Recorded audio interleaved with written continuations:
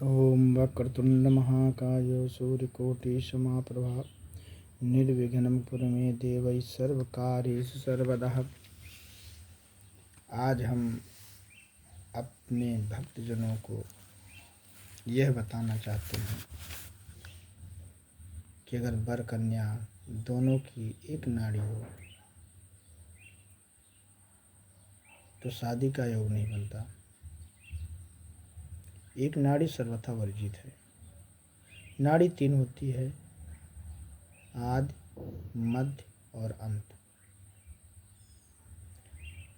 एक की आदि है तो दूसरे की मध्य होनी चाहिए, एक की मध्य है तीसरे की अंत होनी चाहिए। क्या किसी का अंत है तो दूसरे का मध्य होना चाहिए। यह प्रक्रिया नाड़ी में देखा जाता है। दूसरा है वैदिक योग, मंगल योग। मंगल योग में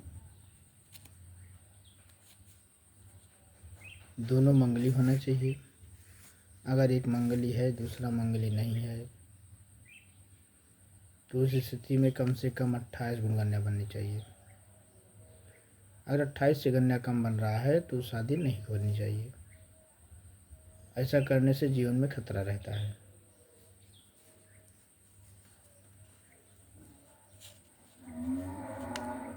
शनि, बृहस्पति, मंगल 5वें भाव में, 6ठे भाव में और 7वें भाव में हो तो विवाह का मंगल योग बनता है। इसी तरह मूल निवास फाल्गुन, ज्येष्ठ, वैशाख मूले रसातले। फाल्गुन, जेठ और वैशाख के महीने में मूल का स्थान रसातल में होता है। आषाढ़े या आश्वने, माघे, स्वर्गे, भाद्रपदी स्थिता। आषाढ़ में, अश्वनी में, माघ में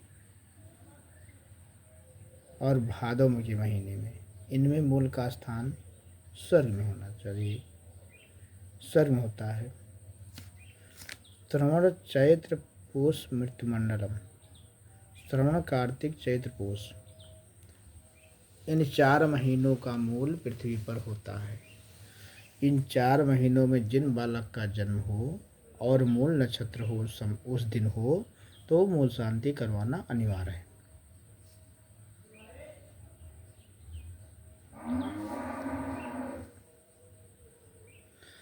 अगर अश्विनी नक्षत्र में जन्म हुआ तो मूल का ये पहला नक्षत्र है।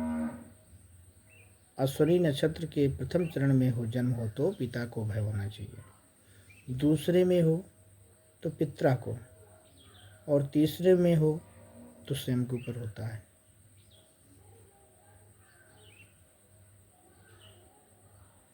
इस तरह हर मनुष्य को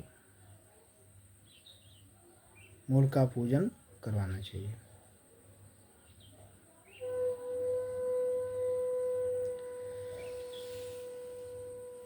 शनि, बृहस्पति और मंगल, इन सब का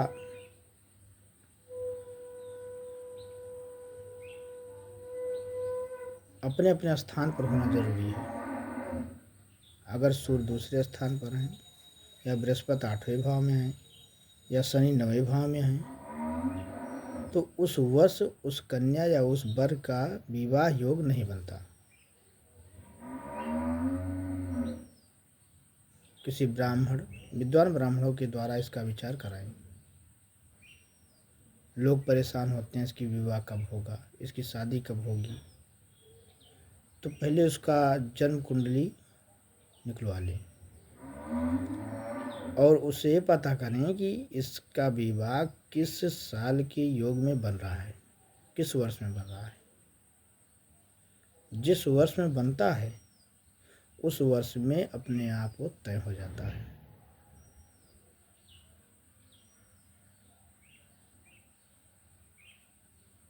जय भगवान, जय लक्ष्मी माता।